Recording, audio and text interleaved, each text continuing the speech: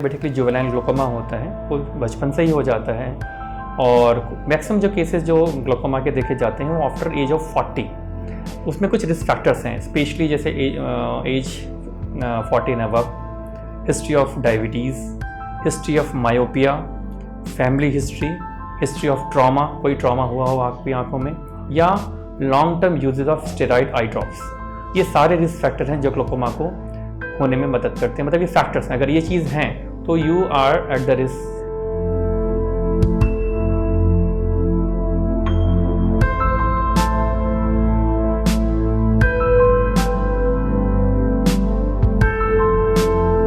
नमस्कार, मैं दीपा मेहता स्वागत करती हूँ आपका फोकस चैनल के बॉडी क्लॉक कार्यक्रम में।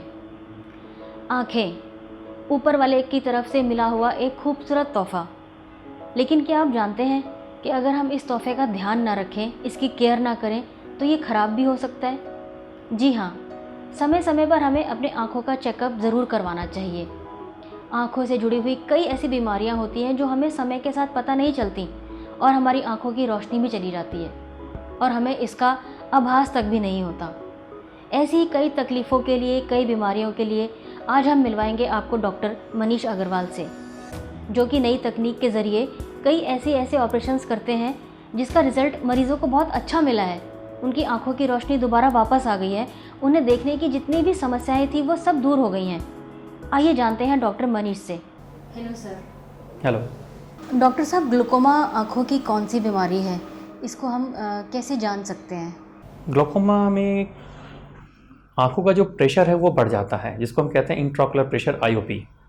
इस प्रेशर के बढ़ने की वजह से जो हमारी ऑप्टिक नर्व होती है, बेसिकली ऑप्टिक नर्व एक तरह से एक आँखों को ब्रेन से जोड़ती है और जितने भी सिग्नल्स हम रेटिना कलेक्ट करती है वो थ्रू ऑप्टिक नर्व ब्रेन में जाते हैं। वो सिग्नल्स जाते हैं और ब्रेन उसको एनालाइज करता है और फिर हम देख पाते हैं, इमेज फॉर्मेशन होती है।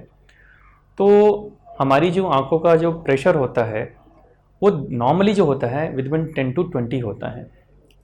अगर उसके ऊपर ये प्रेशर बढ़ रहा है तो जनरली हम एक सस्पेक्ट केस या सस्पिशियस केस में रखते हैं। और ये जो प्रेशर होता है जो कि 20 से बियॉन्ड है, अगर एक हम नॉर्मल रेंज की बात करें या नॉर्मल पर्सन की बात करें, तो इसके बियॉन्ड जाने पे क्या करती है, ये आईओपी जो प्रेशर है, जो रेज्ड प्रेशर है, ये ऑप्टिक नर्व और ऑप्टिक नर्व फाइबर्स जो होते हैं इन पर ये प्रेशर डालता है, मैकेनिकल प्रेशर डालता है, जिसकी वजह से जो हमारे नर्व सेल्स हैं, उसके गैंग्लियन सेल्स जो होते हैं या नर्व फाइबर सेल्स होते हैं, वो धीरे धीरे उसमें एपोप्टोसिस यानी कि डेथ होने लगती है, वो डिस्ट्रॉय होने लगते हैं।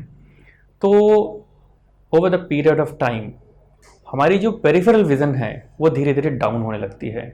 तो ये जो ग्लोकोमा है, बेसिकली हम एक लेमैन लैंग्वेज में कहें तो हमारे आँखों के प्रेशर का बढ़ना और जिसकी वजह से जो हमारी ऑप्टिक नर्व है उसकी मैल फंक्शनिंग या डिस्ट्रक्शन होना, दैट इज़ कॉल्ड ग्लोकोमा। इसके लक्षण क्या होते हैं डॉक्टर साहब? देखिए, दो तरह के ग्लोकोमा होते हैं ब्रॉडली। एक होता है ओपन एंगल ग्लोकोमा, जिसको कहते हैं पीओएजी, प्राइमरी ओपन एंगल ग्लोकोमा, और सेकंड होता है आपका नैरो एंगल ग्लोकोमा या एंगल क्लोजर ग्लोकोमा। तो जो सबसे कॉमन है that is primary open angle glaucoma. इसमें जो हमारी बेसिकली क्या होता है ग्लोकोमा में, इसकी एक छोटी सी फिजियोलॉजी, हमारी आंखों में फ्लूइड बनता है जो कि ड्रेन भी होता रहता है थ्रू पर्टिकुलर चैनल्स, हेरिडोकॉनल एंगल्स के थ्रू। तो जब भी वो किसी वजह से, जिसमें एक ट्रेबेकुलर मैशवर्क होता है, जो किसी वजह से एक अननोन रीजन जैसे वो क्लॉगिंग होने लगती है, तो जितना बनता है उस रेट के हिसाब से वो ड्रेन नहीं होता, दैट्स वाई कि प्रेशर बढ़ता है वो हमारा। तो इनिशियल अगर हल्का प्रेशर बढ़ा हुआ है अराउंड 20, 30, 35 तक, तो जनरली कई बार सिम्टम्स नहीं आते। व्हाट वी डू, अगर पेशेंट आता है हमारे ओपीडी में दिखाने के लिए, तो हम सारे पेशेंट्स का एक रूटीन प्रेशर चेक करते हैं। तो मैक्सिमम केसेस में हम देखते हैं कि जो उस रूटीन प्रेशर में ही हमें पता चल जाता है कि पेशेंट का प्रेशर बढ़ा हुआ है।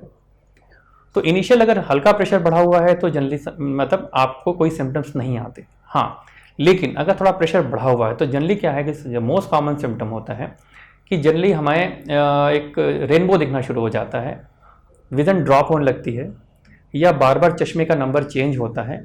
ये जो सिम्टम्स है ये कॉमन सिम्टम्स है। अगर मान लीजिए कि किसी वजह से आपका नैरो एंगल ग्लोकोमा होता है, उसमें अगर प्रेशर जनरली सडन बढ़ता है तो उसमें जो प्रेशर जनरली वो 50-60 चला जाता है, तो आंखों में सीवियर पेन, रेडनेस और हेडेक होना शुरू हो जाता है। तो एक आम आदमी को एटलीस्ट कम से कम जब भी वो टेस्ट अपना 40 के बाद कराता है तो एक बार प्रेशर ज़रूर चेक कराना चाहिए। और ख़ासकर अगर आपका कोई फैमिली हिस्ट्री है तो ज़रूर इस बात से अवेयर होना चाहिए, और जब आप ऑप्थेल्मोलॉजिस्ट को दिखाने जाते हैं तो स्पेशली इस बात का मेंशन करना चाहिए। ग्लूकोमा होने का कारण क्या है? प्रेशर, जैसे मैंने आपको पहले बताया कि ये प्रेशर बढ़ता है, ये जो हमारी जो एक्वस प्रोडक्शन है और एक्वस ड्रेनेज है, तो इसमें जो मिसमैच होता है जिसकी वजह से ये प्रेशर बढ़ता है। इसका इलाज संभव है, इजीली हो जाता है?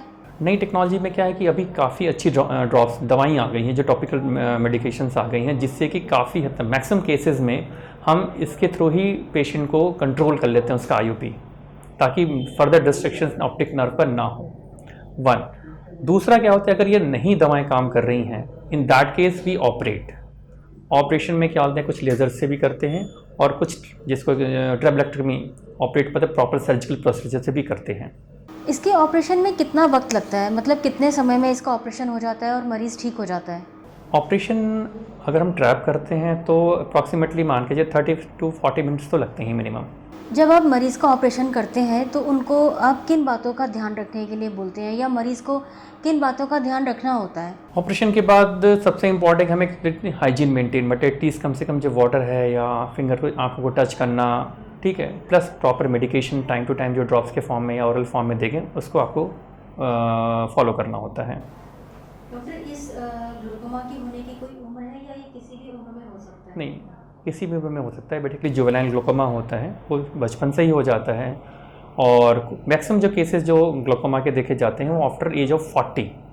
उसमें कुछ रिस्क फैक्टर्स हैं, स्पेशली जैसे age 40 and above, history of diabetes, history of myopia, family history of trauma, कोई ट्रॉमा हुआ हो आपकी आंखों में, या long term usage of steroid eye drops. ये सारे रिस्क फैक्टर हैं जो ग्लूकोमा को होने में मदद करते हैं। मतलब ये फैक्टर्स हैं, अगर ये चीज़ हैं तो you are at the risk. क्या शुगर से भी बहुत फ़र्क पड़ता है आँखों के ऊपर, या शुगर के मरीज़ों को अपना चेकअप रूटीन से ज़्यादा कराना चाहिए? नहीं, शुगर का कोई रोल नहीं है पावर को ख़त्म करने में। शुगर का दो चीज़ें हैं। शुगर की वजह से आपकी जो रेटिना है वो डैमेज होना शुरू हो जाती है, जिसको कहते हैं डायबिटिक रेटिनोपैथी, वो डेवलप होना शुरू हो जाती है, जिसकी वजह से हमारी आंखों में फिर हमारा विजन ड्रॉप होना शुरू होता है। अगर आंखों में उसकी वजह से, जिसको कहते हैं CSME या DME, डायबिटिक मैकुलर एडिमा, अगर वो आता है तो हमारी विजन शार्पली ड्रॉप हो जाती है। डॉक्टर साहब, ग्लूकोमा में डाइट का क्या रोल होता है? क्या फ़र्क पड़ता है डाइट से? हाँ, ऑब्वियसली अगर हम चलते हैं कोई भी, जैसे बॉडी के डिफरेंट बॉडी के लिए हम जो भी पौष्टिक खाना खाते हैं विथ प्रोटीन्स हैं, कार्बोहाइड्रेट्स हैं और मिनरल्स हैं, विटामिन्स हैं, सेम आंखों को भी चाहिए होता है। बट थोड़ा सा क्या होता है, विटामिन ए की ज़्यादा हम कहते हैं कि भाई ठीक है, हम स्पेशली ग्रीन वेजिटेबल्स हैं और येलो फ्रूट्स हैं, जैसे पपीता है, आम है, इस तरह की चीज़ें लेते हैं तो that is helpful for the I. Doctor साहब, क्या जैसे आपने बताया कि एक 40 के बाद हमें अपनी आंखों का चेकअप कराते रहना चाहिए, ये किस तरीके के चेकअप्स हैं और ये एज जो है वो मेल और फीमेल दोनों के लिए है? यस, देखिए किस तरह का एक रूटीन चेकअप कराना होता है कि हाँ ठीक है, एटलीस्ट ए ईयर आपने दिखा लिया कि एवरीथिंग इज़ गोइंग राइट, तो एवरी ईयर एक रूटीन चेकअप कराते हैं, जिसमें कि जितने भी आई हॉस्पिटल्स हैं, आई क्लिनिक्स हैं, वो बेसिकली रूटीन चेकअप करने में प्रेशर की जांच और ये सारी एक रेटिना की जांच करते ही हैं। अगर किसी में डाउट हुआ तो फिर फर्दर इन्वेस्टिगेशंस करते हैं। ब्लड प्रेशर से आंखों पर फ़र्क पड़ता है, जिसे हम BP कहते हैं? करेक्ट, वो फर्क पड़ता है। बेसिकली क्या होता है कि ब्लड प्रेशर लॉन्ग टर्म होता है तो हमारी जो वेसल्स हैं रेटिना की, वो धीरे धीरे नैरोड होने लगती हैं, उसमें स्क्लेरोटिक चेंजेस आने लगते हैं, जिसको हाइपरटेंसिव रेटिनोपैथी कहते हैं। आंखों के लिए क्या कुछ खास तरीके की एक्सरसाइज भी होती है जो आंखों की रोशनी को थोड़ा बेटर कर सके? एक्सरसाइज बेसिकली क्या होते हैं, आप मसल्स के लिए करते हैं। आँख की विज़न के लिए बहुत लोग आते हैं कि डॉक्टर साहब कोई वो बता दीजिए, मुझे एक्सरसाइज बता दीजिए जिससे आंखों की विज़न बढ़ जाए, बट एटलीस्ट सच कोई ऐसा एक्सरसाइज नहीं होता। बेसिकली अगर हम लगता है कि हमारी कोई मसल्स वीक हैं तो पर्टिकुलर उसके लिए हम स्पेसिफिक एक्सरसाइजेज देते हैं। और बाकी एक्सरसाइज के बारे में, जैसे जो कंप्यूटर जो यूज़र्स हैं उनको कहते हैं भाई आप फ्रीक्वेंट ब्रेक्स लीजिए और आप डिस्टेंस पे देखिए ताकि आपके जो मसल्स हैं आंखों की वो रिलैक्स हो जाएं, और ब्लिंक कीजिए। That is a normal exercise. या पर्टिकुलर किसी पेशेंट को तभी हम स्पेसिफिक एक्सरसाइज बताते हैं जब हमें लगता है कि हाँ कोई मसल वीक हो रही हो। ग्लूकोमा बीमारी से जिस मरीज़ की आँखों की रोशनी कम हो जाती है या साइडों से रोशनी का ख़त्म हो जाती है, क्या वो रोशनी वापस लौट कर आती है या वो ठीक हो जाती है ऑपरेशन के बाद? जनरली ग्लोकोमा में विज़न पूरी तरह नहीं जाता, टनल विज़न हो जाता है। बेसिकली आप पेरिफेरल विज़न लूज़ होता है। मतलब अगर आप कभी ध्यान देंगे कि अगर आप खड़े हैं और सामने अगर देख रहे हैं तो आपको ये पता चलता रहता है कि बगल में कोई खड़ा है या कुछ कर रहा है। लेकिन अगर सीवियर केसेस ऑफ ग्लोकोमा में क्या होता है, वो पेरिफेरल विज़न लॉसेस हो जाते हैं। मतलब आपको कोई बगल से निकल गई गाड़ी या कोई निकल गया तो आपको बहुत ज़्यादा एहसास नहीं होता। तो पेशेंट की विज़न टोटली तो नहीं जाती जब तक कि बहुत ज़्यादा डिस्ट्रक्शन आपके ऑप्टिक नर्व में नहीं हो जाता।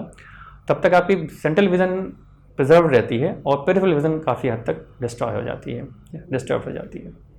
लेकिन जो हो जाता है वो वापस ना वो फिर रिकवर नहीं होता। Thank you.